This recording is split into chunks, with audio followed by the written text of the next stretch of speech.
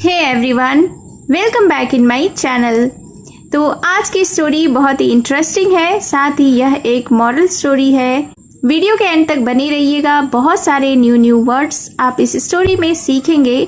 इसके साथ ही स्टोरी को रीड करना और इंग्लिश वर्ड्स के करेक्ट प्रोनाउंसिएशन के बारे में भी सीखेंगे। तो स्टोरी स्टार्ट करने से पहले अगर आप इस चैनल पर न्यू हैं, मेरी वीडियो को पहली बार वॉच कर रहे हैं, तो मेरे चैनल को सब्सक्राइब कर लें और जो बेल का आइकन दिख रहा है उसे भी प्रेस कर दें, ताकि मैं जब भी वीडियो अपलोड करूं तो इसका नोटिफिकेशन आप तक पहुंच जाए। और अगर आप मुझे फेसबुक पर सुन रहे हैं तो फॉलो कर लें। तो चलिए स्टार्ट करते हैं आज का यह इंटरेस्टिंग मॉरल स्टोरी। आज के स्टोरी का टाइटल है the monkeys learn a lesson. Monkeys यानी कि बंदर, लर्न यानी सीखता है, अ यानी कि एक, लेसन यानी कि सबक या पाठ। तो शीर्षक का अर्थ हुआ बंदरों ने एक सबक सीखा, या यूं कह सकते हैं कि बंदरों को एक सीख मिली। So let's begin the story. A group of monkeys always troubled the animals which came to drink from the lake of the forest। तो सबसे पहले सेंटेंस के वोकैबुलरीज को देख लेते हैं।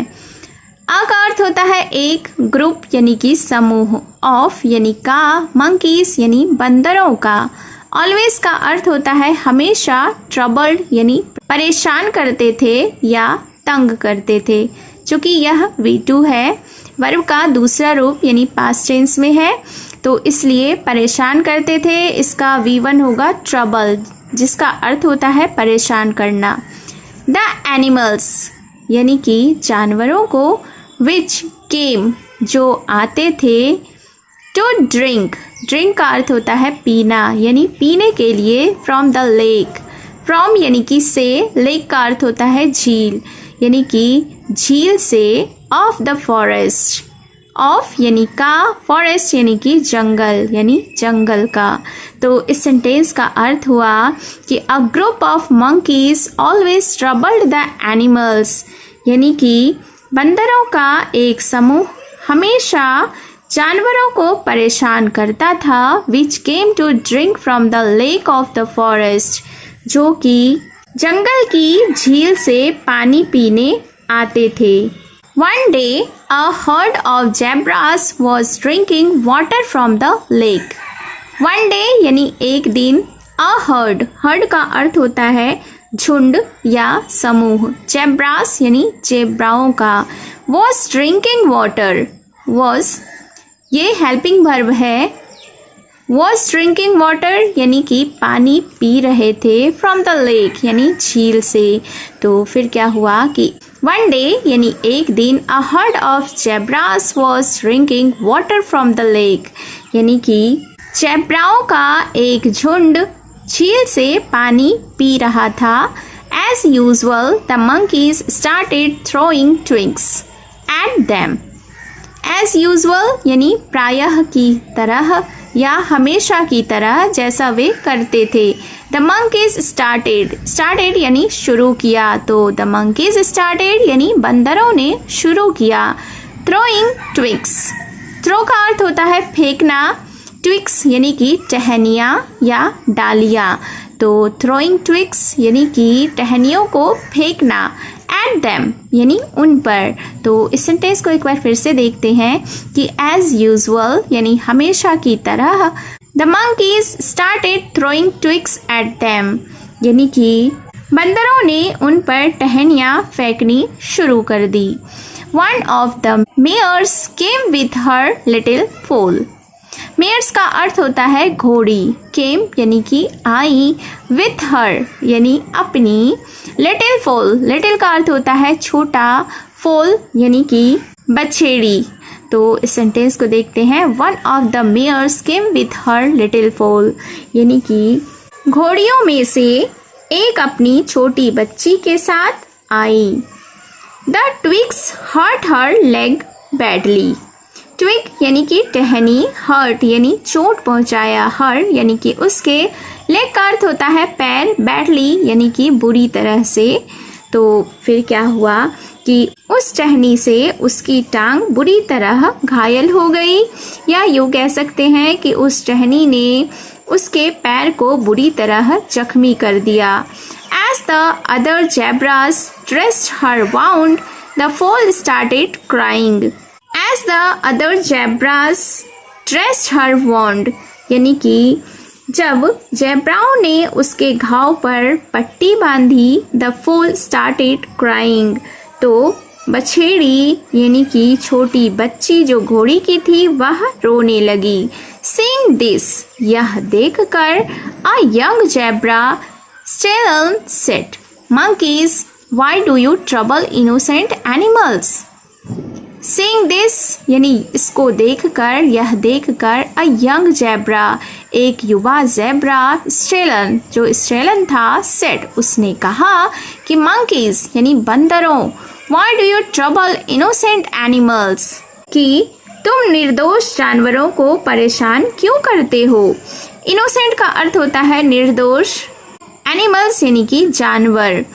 Don't you see that the animals could be bounded, और आगे ज़ेब्रा ने कहा कि क्या तुम नहीं देख रहे कि जानवर घायल हो सकते हैं। The monkeys only laughed and teased them. only का अर्थ होता है केवल या सिर्फ।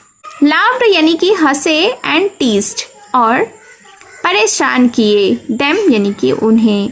तो फिर क्या हुआ, द मंकीज ओनली लाफ्ड यानी कि बंदर बस हंसते रहे, एंड टीस्ड देम और उन्हें चिढ़ाते रहे, परेशान करते रहे।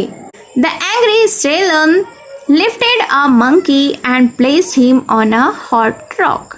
एंग्री का अर्थ होता है गुस्सा, लिफ्टेड यानी कि उठाया, अ मंकी यानी कि एक बंदर को, एंड प्लेस्ड हिम और उसे बिठा दिया, on a hot rock. Hot का अर्थ होता है गर्म, रॉक यानी कि चट्टान। तो फिर क्या हुआ, द एंग्री स्टेलन यानी कि गुस्से में स्टेलन ने लिफ्टेड अ मंकी एक बंदर को उठाया, and placed him on a hot rock और उसे एक गर्म चट्टान पर बैठा दिया। This burnt his Botox and legs. Burnt यानी कि जलाया, बटॉक्स का अर्थ होता है नितंब, लेग्स यानी कि पैर। तो फिर क्या हुआ, this burnt his botox and legs और इससे उसके बुटॉक्स यानी कि उसके नितंब और पैर जल गए। Then the stallion kicked another monkey so hard that he went flying to the other end of the lake. Then का अर्थ होता है फिर या तब। द स्टेलन किक्ड यानी कि किक्ड का अर्थ होता है लात से मारा, अनदर मंकी यानी अन्य मंकी को, दूसरे बंदर को, सो हार्ड यानी बहुत जोर से, दैट कि ही वेंट फ्लाइंग वह उड़ता रहा, to the other end of the lake यानी झील के दूसरे किनारे तक। तो इस सेंटेंस को अच्छे से समझते हैं कि then the stallion kicked another monkey so hard. फिर स्टेलन ने दूसरे बंदर को इतनी जोर से लात मारी, that he went flying to the other end of the lake, जिससे वह झील के दूसरे किनारे तक हवा में उड़ता हुआ चला गया। The rest of the monkeys ran away and never came back to the lake again. Rest of the monkeys यानी कि बाकी के बंदर, ran away यानी भाग गए, and और never came back कभी भी वापस नहीं आए, to the lake again झील के पास फिर दोबारा। तो इस सेंटेंस को फिर से देखते हैं कि बाकी के बंदर भाग गए और फिर कभी झील पर लौटकर नहीं आए। Since that day they stopped playing tricks on the other animals. Since that day यानी उस दिन के बाद से, they stopped playing tricks on the other animals यानी कि उन्होंने बाकी जानवरों के साथ शरारत करना बंद कर दिया। Moral of the story is, if you will trouble others, then one day they will trouble you. If का अर्थ होता है अगर या यदि। You will trouble others, आप दूसरों को परेशान करेंगे, then फिर या तब, one day एक दिन, they will trouble you, वे आपको परेशान करेंगे। तो इस स्टोरी से हमें यह सीख मिलती है कि हमें दूसरों को परेशान नहीं करना चाहिए, क्योंकि फिर हो सकता है कभी हमें भी परेशान वे कर सकते हैं। So it was the short moral story. I hope you have enjoyed this story. और अगर आपने अभी तक मेरे चैनल को सब्सक्राइब नहीं किया है तो जल्दी से चैनल को सब्सक्राइब कर लें, बेल का आइकन भी हिट कर दें। और अगर आप मुझे फेसबुक पर वॉच कर रहे हैं तो फॉलो ज़रूर करें और कमेंट करके ज़रूर बताएं कि आपको यह स्टोरी कैसी लगी और मेरा यह प्रयास कैसा लगा। तो मिलती हूँ मैं फिर से एक न्यू इंटरेस्टिंग मोरल स्टोरी के साथ। Thank you for watching.